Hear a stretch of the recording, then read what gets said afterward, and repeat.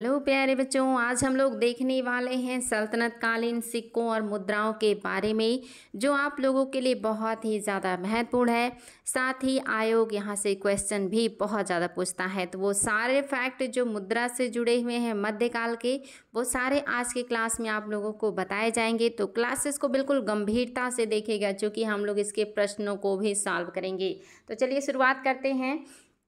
महमूद गजनवी के सिक्कों पर संस्कृत के श्लोक लिखे हुए मिले हैं।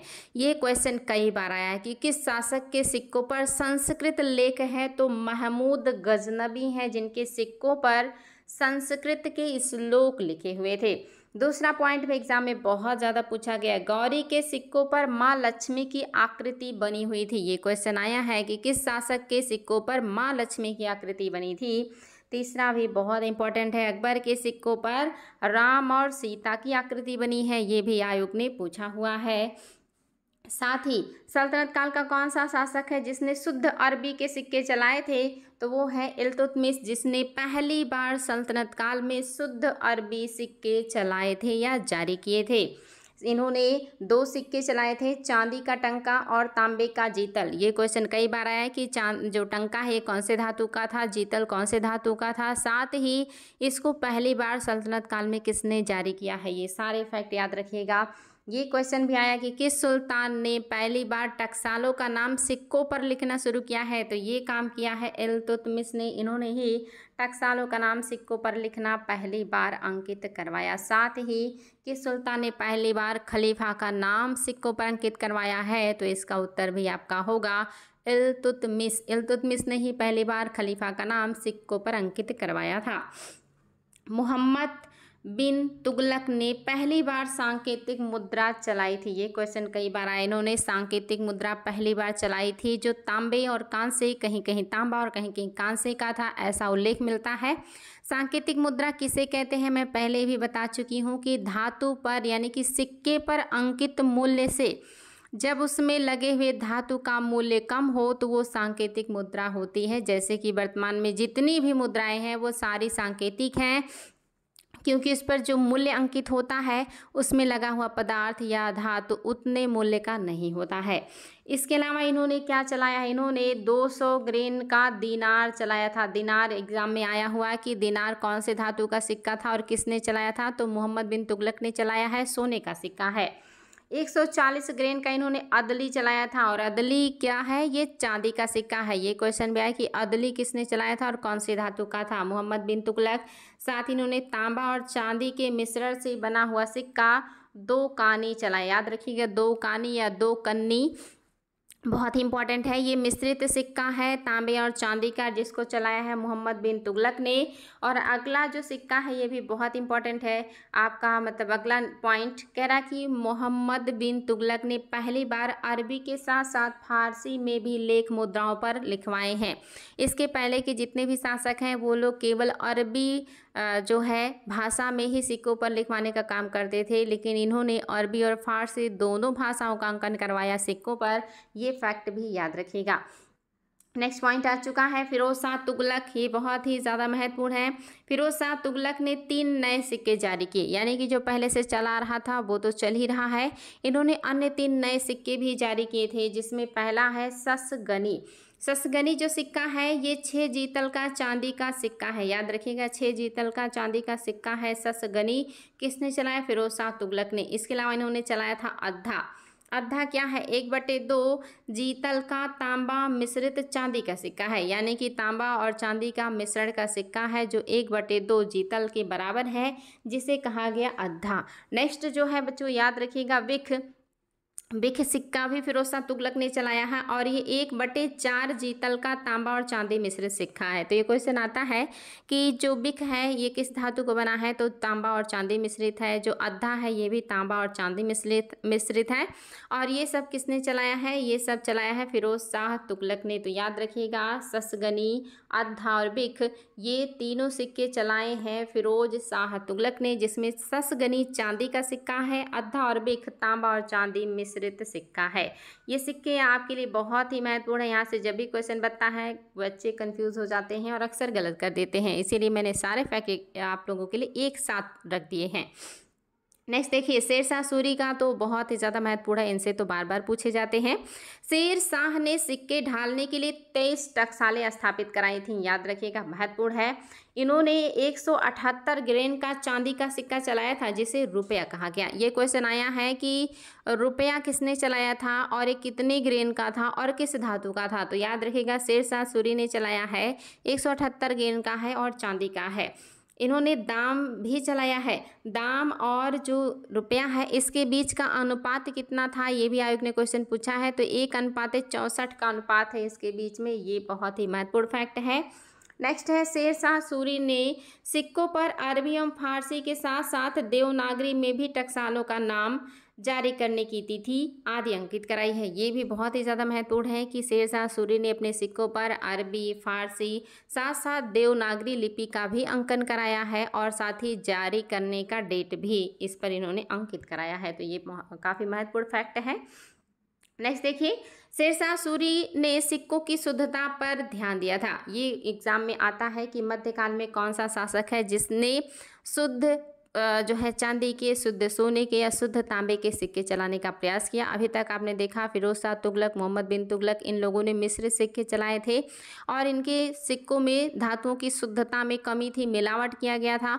लेकिन जो शेरशाह सूरी हैं, इन्होंने ज़्यादातर जो है सिक्कों की शुद्धता पे ध्यान दिया कि मैक्सिमम चांदी का सिक्का है तो उसमें चांदी ही हो, तो इसलिए शुद्धता पर इन्होंने ध्यान दिया है। साथ ही आप देखेंगे इन्होंने 380 ग्रेन का तांबे का दाम भी चलाया है। 380 ग्रेन का तांबे का दाम भी चलाया है इन्होंने और 167 ग्रेन का इन्होंने सोने के सिक्के चलाए थे जिसे असरफी कहा गया था। तो याद रखिएगा, दिनार किसने चलाया है, असरफी किसने चलाया है, सब आयोग ने पूछा हुआ है। तो दिनार आपने देखा मोहम्मद बिन तुगलक ने चलाया सोने का सिक्का, असरफी चला रहे हैं आपके शेरशाह सूरी, ये भी सोने का सिक्का है। नेक्स्ट हम आप पढ़ेंगे मुगल काल के बारे में। आपका जो मुगल कालीन मुद्रा व्यवस्था है, यहाँ से भी क्वेश्चन बहुत ही ज़्यादा पूछा जाता है। आपके सामने है बाबर। बाबर ने 2 सिक्के चलाए हैं, एक कंधार में और एक काबुल में, और ये दोनों सिक्के नेट के एग्ज़ाम में कई बार आए हैं और अन्य एग्ज़ाम में भी आए हुए हैं। तो देखिए, बाबर ने काबुल में शाहरुख नामक चांदी का सिक्का चलाया था। ये क्वेश्चन आया कि कौन सा सिक्का चलाया था, तो शाहरुख किस धातु का था, चांदी का। कहाँ पे चलाया है, काबुल में। दूसरा जो सिक्का है ये इन्होंने कंधार में चलाया है और ये भी चांदी का है जिसका नाम है बाबरी। तो देखिए, कंधार में भी रहा है और बाबरी में भी रहा है, तो याद रखिएगा बाबरी कंधार में। इसके अलावा जो शाहरुख बचा वो कहाँ है, काबुल में। तो ये काफ़ी महत्वपूर्ण है आपके लिए। दोनों चांदी के सिक्के हैं, दो अलग प्लेस पे चलाए गए हैं बाबर के द्वारा। नेक्स्ट पॉइंट देखिए, हुमायूं ने बाबर के सिक्के को अपना लिया था, यानी कि जो बाबर ने चलाए थे उस सिक्के को इनके बेटे ने भी अपनाया। साथ ही हुमायूं ने जब ये 1555 में दोबारा से दिल्ली के गद्दी पे बैठे, पहली बार जब ये दिल्ली की गद्दी पे बैठे थे 1530 में बाबर की मृत्यु के बाद, इसके बाद 10 सालों तक ये दिल्ली की गद्दी पर रहे। लेकिन शेरशाह सूरी ने 1540 में इनको बिलग्राम या कन्नौज के युद्ध के बाद भारत से निष्कासित कर दिया और 15 वर्ष बाद जब ये दोबारा से 1555 ईस्वी में दिल्ली की गद्दी पर बैठे, तब इन्होंने शेरशाह सूरी के मुद्रा व्यवस्था को भी अपना लिया। यानी कि पहले इन्होंने पिता के मुद्रा व्यवस्था को अपनाया और जब ये दोबारा से राजा बने तब इन्होंने शेरशाह सूरी के द्वारा चलाई गई मुद्रा व्यवस्था को, प्रणाली को अपना लिया, क्योंकि ये मुद्रा प्रणाली काफ़ी बेहतरीन थी। नेक्स्ट पॉइंट देखिए, अकबर ने 1577 ईस्वी में टकसाल विभाग की स्थापना किया था। फतेहपुर सीकरी के मुख्य टकसाल की जिम्मेदारी ख्वाजा जो है अबू समद को सौंपा गया था। यानी कि इनके जो टकसाल प्रभारी हैं, जो सबसे बड़े कहिए कि मेन व्यक्ति हैं जो टकसालों का प्रबंधन देखते हैं, उसके लीडर हैं अबू समद। अगर क्वेश्चन आए कि अकबर के टाइम पीरियड में टकसालों का अध्यक्ष कौन था, टकसालों का मालिक कौन था, या टकसाल किसके अंडर में थे, तो अबू समद के अंदर थे। और सबसे मेन टकसाल जो है ये फतेहपुर सीकरी में था, क्योंकि अकबर ने आगे चल के आगरा से फतेहपुर सीकरी को अपनी राजधानी ट्रांसफ़र कर लिया था और ये फतेहपुर सीकरी को राजधानी बना के रहते थे। इसलिए यहाँ पे जो टकसाल थी वो मेन टकसाल था। सभी टकसालों का जो निरीक्षण करता है वो कौन करेगा, अबू समद, यानी कि सभी टकसालें इन्हीं के अंडर में हैं। अकबर ने शहंशाह नामक सिक्का चलाया था? ये क्वेश्चन एग्जाम में आया है कि अकबर ने कौन सा सिक्का चलाया था सोने का। तो अकबर ने बहुत सारे सिक्के चलाए हैं सोने के, लेकिन उसमें शहंशाह जिसको कहा जाता था संसब, कभी शहंशाह पूछेगा कभी संसब, दोनों एक ही बातें हैं। ये सोने का सिक्का है, अकबर ने चलाया है। 101 तोले के सोने के बराबर चलाया था और ये सबसे भारी सिक्का है। ये क्वेश्चन भी आया कि मुगल काल का सबसे भारी सिक्का कौन सा था? तो शहंशाह, नाम से ही लग रहा है शहंशाह या संसब, ये सबसे भारी सोने का सिक्का है और ये 101 सोने के तोले के बराबर है। अकबर कालीन सर्वाधिक लोकप्रिय सिक्का, ये क्वेश्चन भी आया है कि अकबर काल का सबसे लोकप्रिय सिक्का कौन सा था? तो ये इलाही था, ये भी सोने का सिक्का है। और इसका आकार कैसा, ये क्वेश्चन भी आया है, ये गोल आकार का है। इलाही सिक्का गोल आकार का है, सोने का है, सबसे ज़्यादा प्रचलित सिक्का है सोने के सिक्कों में, याद रखिएगा, महत्वपूर्ण है।